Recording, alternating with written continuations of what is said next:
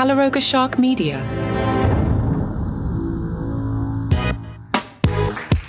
I mentioned yesterday I'm trying to get into a celebrity beef with Taylor Swift, Pat McAfee, or Cat Williams, or perhaps all three. I just asked the ChatGPT to write a joke about all three of them. It's pretty good. And hi, I'm Johnny Mac with your daily comedy news. The joke: Taylor Swift, Pat McAfee, and Cat Williams walk into a bar. Taylor says she'll sing for their drinks. Pat offers to commentate the performance, and Cat says he'll add some punchlines. The bartender looks at them and says, "That's nice, but who's paying the tab?" And Taylor says, "Don't worry, we'll just shake it off." You can ice me all you want, Taylor. Just make sure you get the podcast name right. Some good jokes from late nights. The topic: former President Donald Trump's civil fraud trial. The judge had initially denied Trump's request to speak during the closing arguments. Stephen Colbert said, but as 27 women can tell you, Trump doesn't take no for an answer. Ouch. Another one from Fallon. Yeah, the judge let Trump speak on the condition that he stick to the law and facts. Two things that people on trial for fraud are famously great at. The LA Times caught up with Joe Coy. They found him in his office in Studio City, and they mentioned that his space has a top-of-the-line recording studio and mini-stage set with his logo on it. It's a space designed to help Joe Coy prep his material as well as develop new comics. He hopes to make it a space where he can give back to the community. Joe Coy said, I want people that are coming up struggling right now to be able to go to a venue that's sick. I used to do coffee houses, and I just remember how I would hate going there because it's like trying to tell the punchline and this mother effer is grinding coffee grounds during my punchline or washing dishes. I don't know. What are you going to do? You're going to go to Joe Coy's office and work out material? Don't you need an audience? I don't know. I'm not a comedian. Joe Coy was talking about the Golden Globes and said, we were still writing it up until they said, we're live. Absolute cold reads. Never got a chance to work out anything. And this is not an excuse. I'm just trying to paint the picture because I don't think people understand in any situation, how is that geared towards winning? If you were to write that situation down on a piece of paper and go, do you want to do this? I guarantee everyone would be like, no, I'm happy I did because I accept that challenge. I'll host the Golden Globes. I won't even prep. I'll just show up and read the cue cards and you guys can make fun of me. Let me know. Call me. The LA Times asked Joe Coy, what grade would you give your performance? Joe said, I think I did well, given the circumstances. I don't want to give myself a rating because that's subjective. You can give me whatever rating you want.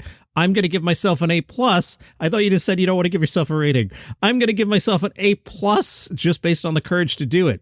Courage is a little strong there, my friend. I'm going to hit it over the head 1,000,000 times. Whoever you can think in your head that could have done it, I'm telling you right now, they said no, and I didn't. I looked at it in a different light. The history of the show is 81 years. That's 81 hosts, and some repeated. I'm the first Asian to ever solo host. It's 2024. I'm the first out of 81 years. Sandra Oh was the first co-host, but I was the first solo host. Imagine if someone said yes before me, would still be at the 82nd Golden Globes and still no Asian as a solo host. So if I didn't say yes, there still would have never been.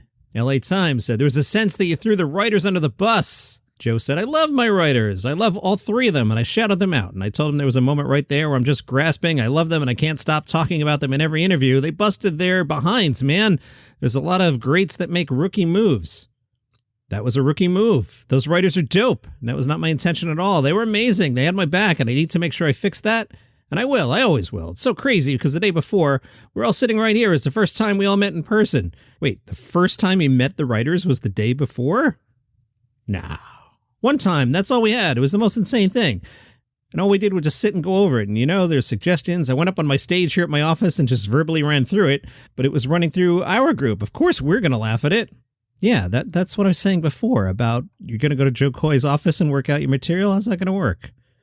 It's honest feedback for us, but I didn't get to run it on stage anywhere. I think your office plan might be flawed, Joe Coy. Listen to yourself. I didn't get anywhere where I could just sneak these things in. That's what it's all about. It's working things out. So given the circumstances, that's what I had to go through, and that's fine. Next question. During your monologue, what was the joke you thought would land and it didn't? Joe Coy said, I didn't understand the Taylor Swift tiff.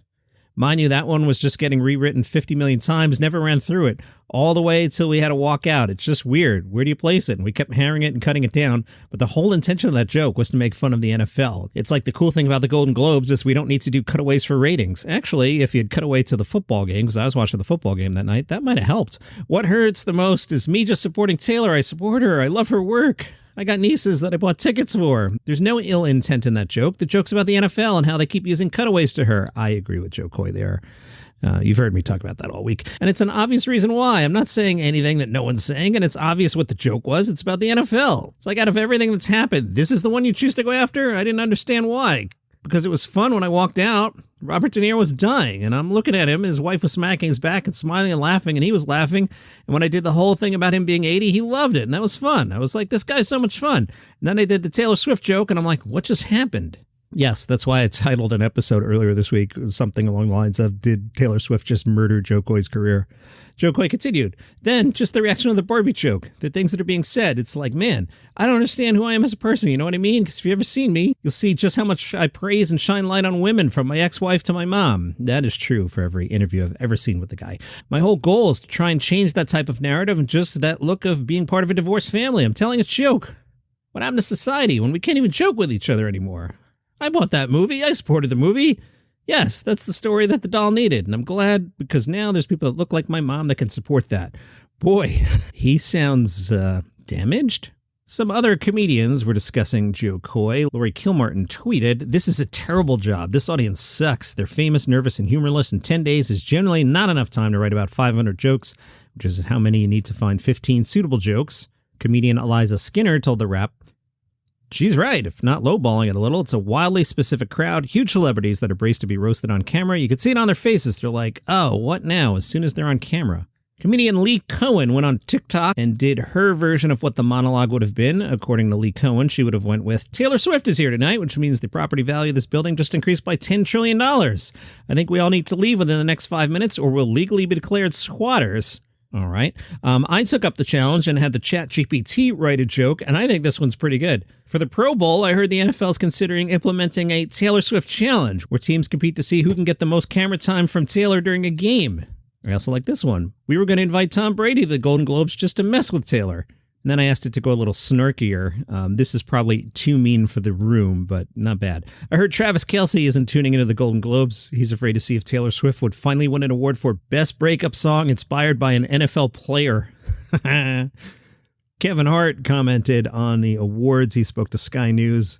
He's not doing it. Told you about this yesterday, but he spoke a little more and said, "Whatever little hope you had, I want to destroy it right now. Those gigs aren't good gigs for comics. It's no shot to the Oscars, no shot to the Globes or anything else. Those just aren't comedy-friendly environments anymore. I think they got it right one year where it was just like a bunch of personalities acting as the host, and that's a nice thing. It's a collaborative thing, different people getting to be responsible for Act 1, Act 2, Act 3, but you know, the days of it being a room for comic, those days are done." Shout out to those who have cracked the code and done it right early on. You know, the Chris Rocks of the world, the Billy Crystals of the world, the girls we've had like Tina Fey, Amy Poehler, Ricky Gervais. I didn't misread that. The girls we've had like Tina Fey, Amy Poehler, Ricky Gervais. Okay.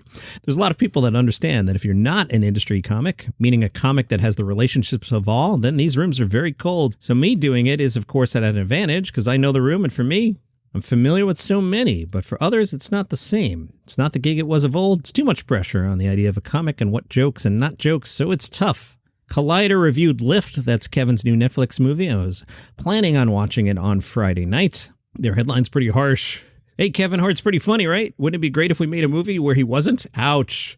They wrote, "Kevin Hart is funny. Even if you don't particularly like him, you have to admit that at the very least he has sharp comedic timing, which is, of course, essential for anyone telling jokes. So why would the new Netflix action comedy movie Lift make him the only serious character and delegate the comic relief role to everyone but him?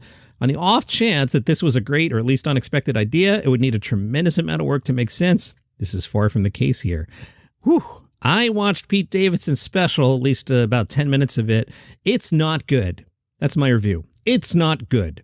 That's all you need to know. As I watched it, it sounds to me like somebody added some laughter. I programmed comedy radio at Sirius XM and had the radio on 12 hours a day, 5 days a week for a decade. And I know what the rhythms of a comedy crowd sound like. And this just sounded like the audience was laughing a heck of a lot, Pete. Also, it's in black and white. Why? Happy Days turns 50 on Monday. And there's something called the Catchy Comedy Network, and they wanted your attention. Well, it worked on me. They're featuring 86 back-to-back episodes. Their marathon starts at 11 a.m. today and continues until 6 a.m. on Monday. Then you can watch Happy Days every day at 2:30 Eastern on whatever Catchy Comedy Network is.